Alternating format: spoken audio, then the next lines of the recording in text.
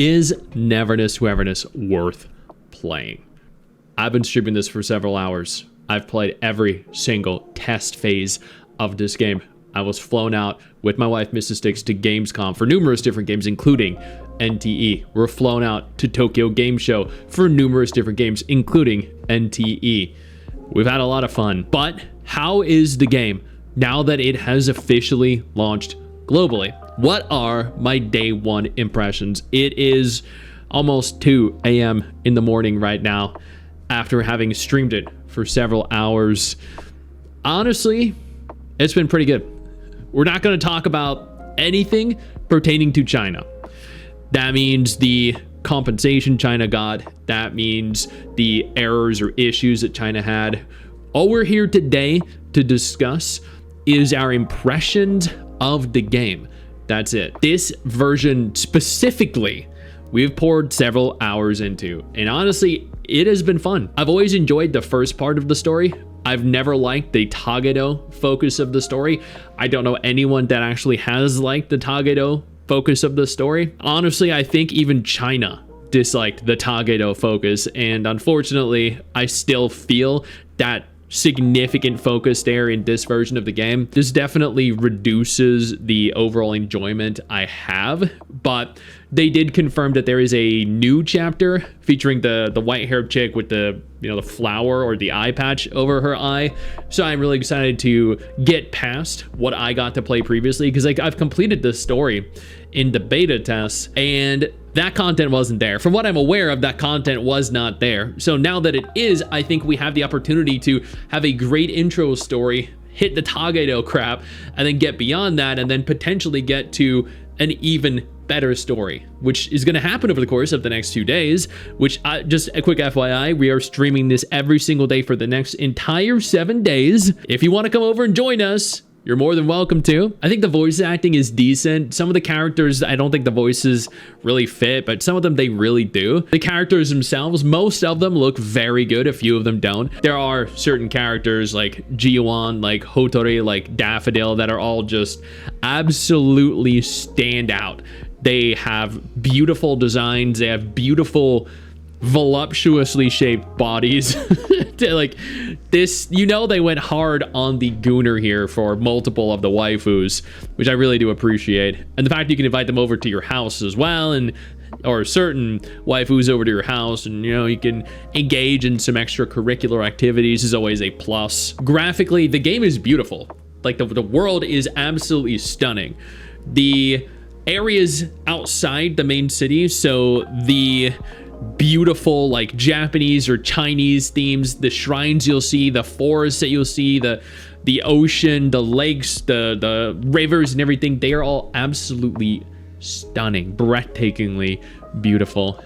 The city itself kind of just looks like your average city. It's nothing special. The character graphics are pretty good. The character animations, textures have all been improved significantly. I do appreciate that. The combat itself is good. I don't think it's on par with a game like Wuthering Waves, and I mean, let's be real, no gacha game out there right now has Wuwa level combat, except for maybe Punishing Grey Raven. Some of you might argue that.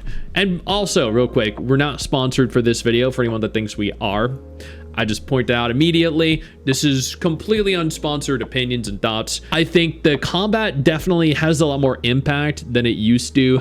I think the combat animations are all very good, with the exception, I think, of the male characters. I also want to quickly point out the female characters. The majority of the female characters are stunning. Their animations are fantastic. Their combat styles are great, and everything about them is like 9 out of 10. The male characters, I would say, are average at best. Even in all of my sponsored content, I've never praised the males because I don't think they were really done that well.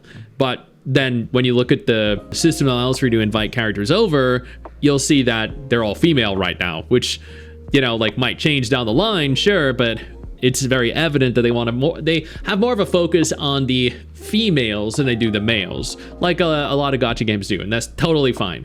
I'm part of that target demographic, so it's not an issue for me, but I have noticed it nonetheless, and I'm going to be completely genuine and honest with all of you.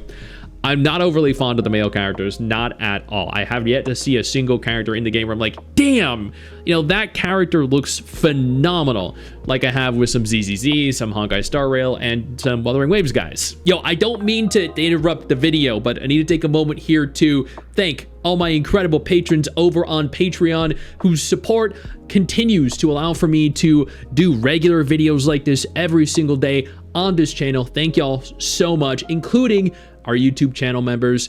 You guys mean the world to me. So do you guys as viewers as well. Now, without further ado, let's continue. I know I touched on the voice acting, but I also want to touch on the sound as well. The music in this game is fantastic. The sound effects in this game are fantastic.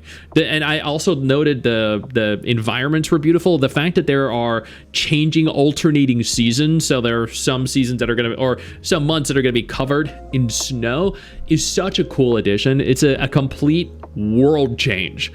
This, I don't think, is really done typically in gacha games, so having it done in this one is an absolute breath of fresh air. In terms of performance, on PC, I haven't really had any issues.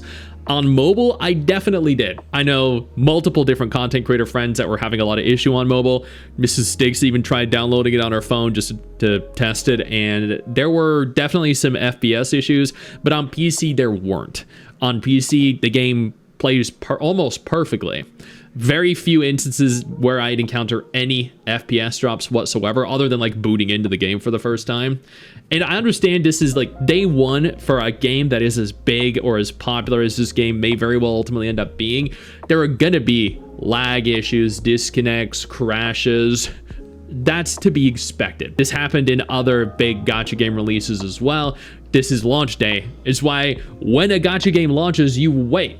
Like, I don't know, half a day, wait till all the crap has happened, all the issues have been addressed, and then just reap the rewards. Get your free SSR selector, get your 10 pull, your 20 pull, everything and anything. I've seen a lot of people make comparisons in terms of the UI to Zenless. I understand that there are a lot of comparisons actually made between ZZZ and NTE, and I can see them, I really can. Honestly, though, like, at the end of the day, because, again, like, I think it's a little bit disingenuous of me to be like, hey, here's my full review of the game after a day, after 3 hours playing it. So these are just, like, these are the things that I've experienced. These are the things that I want to acknowledge now. And then, a week from now, once all is said and done, I want to do a follow-up video where I effectively review the entire game and talk about everything, where I say, this is what happened day one. These are my thoughts and impressions day one.